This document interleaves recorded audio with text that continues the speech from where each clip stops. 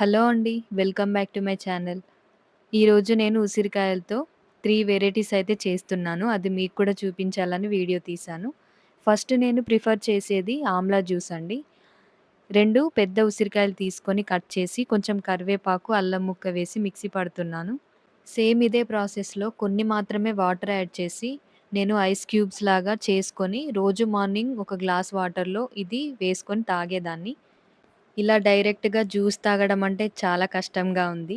ఇది స్కిన్‌కి, హెయిర్‌కి మంచిదని మాత్రమే అలవాటు చేసుకున్నాను కానీ, లేకపోతే అస్సలు తాగేదాన్నే కాదు. ఇంకా నెక్స్ట్ ఇది ప్రయోగం అనే చెప్పాలి. ఎందుకంటే నేను ఉసిరికాయ పచ్చడి ఎప్పుడు పెట్టలేదు. ఇదే ఫస్ట్ టైమ్ కాబట్టి ఒక 10, 12 కాయలైతే తీసుకొని ఫస్ట్ ప్రాసెస్ అయితే స్టార్ట్ చేశాను. వీటిని మంచిగా క్లీన్ చేసి, తడి లేకుండా తుడుచుకున్న తర్వాత మధ్యలో ఘాట్లు పెట్టి ఇలా నేను నూనెలో ఫ్రై చేస్తున్నాను.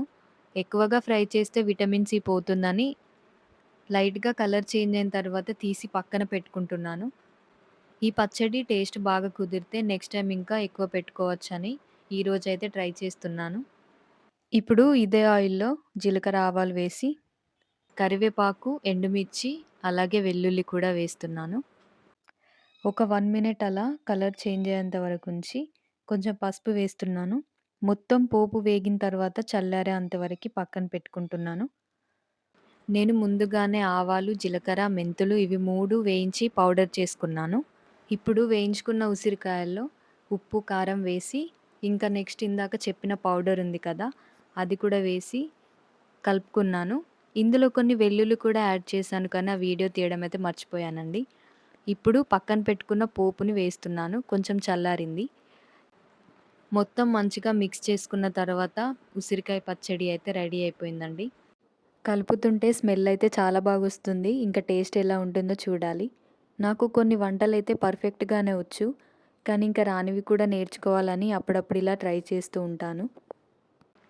ఇంకా పచ్చడంతా తీసిన తర్వాత ఆ గిన్నెనెందుకు వదిలిపెడతాం? దాంట్లో అన్నం వేసుకొని కలుపుకొని తింటే ఆ టేస్టే వేరుంటుంది కదా!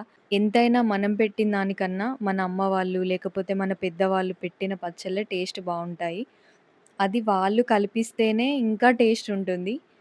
ఇప్పుడు నాకైతే ఆ ఫ్లేవర్ మిస్ అయిందనే అనిపించింది. ఇంకా నేను కూడా పచ్చడి పెట్టేసాను. టేస్ట్ కూడా బావుంది.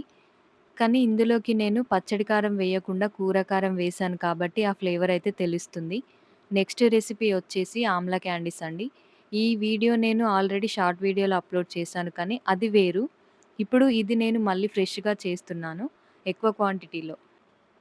ఉసిరికాయలని ఇలా ఒలిచినప్పుడు సెపరేట్‌గా రావాలి. అప్పుడైతేనే మనకి ఈజీగా అయిపోతుంది. పెద్ద సైజులో ఉండడం వల్ల టైం అయితే ఎక్కువ పట్టింది. ఇంకా చాలా కష్టంగా కూడా అనిపించింది. ఇవి తీయడం మొత్తం కంప్లీట్ అయిపోయిన తర్వాత ఒక కప్పు షుగర్ తీసుకొని ఇందులో వేస్తున్నాను. ఇది కలుపుకున్న తర్వాత నెక్స్ట్ దీంట్లోకి నిమ్మరసం యాడ్ చేయాలి. ఈ చక్కెర, నిమ్మరసం 2 కలిపి వాటర్‌లాగా ఫార్మ్ అవుతాయి కదా! అందులోనే 1 డే మొత్తం ఉంచిన తర్వాత దానికి షుగర్ అంతా పట్టుకుంటుంది. స్వీట్‌నెస్ యాడ్ అయిందా లేదా అని ఒకటి తీసుకొని టేస్ట్ అయితే చేస్తాను. కలిసిందనుకుంటే అలాగే తీసి డైరెక్ట్ ఎండలో ఆరబెడతాను. లేదంటే కొంచెం చక్కెర కలుపుకొని ఇంకా సేపు ఉంచుకుంటాను. కానీ 2 డేస్ మాత్రం ఖచ్చితంగా ఎండలో డ్రై అవ్వాలి. అప్పుడే పర్ఫెక్ట్‌గా ఉంటుంది. ఇంకా దానిపై నుండి చక్కెర పొడైతే చల్లాలి. 2 డేస్ అంతా ఎండలో ఆరబెడితే అసలు ఇందులో విటమిన్ సి ఉంటుందో, పోతుందో నాకైతే తెలీదు. కానీ ఇవి తినడానికి బావుంటాయని ఇంత కష్టపడి చేసుకోవడం అంతే. ఇంకా చాక్లెట్స్ ప్లేస్‌లో ఇది తింటే బెటర్ అని నా ఫీలింగ్. వీడియో నచ్చితే లైక్ చేసి నా ఛానల్‌ని సబ్స్క్రైబ్ చేసుకోండి. ఇంకా నాకొచ్చిన రెసిపీస్ అన్నీ మీతో షేర్ చేసుకోవడానికి ట్రై చేస్తాను. Thanks for watching.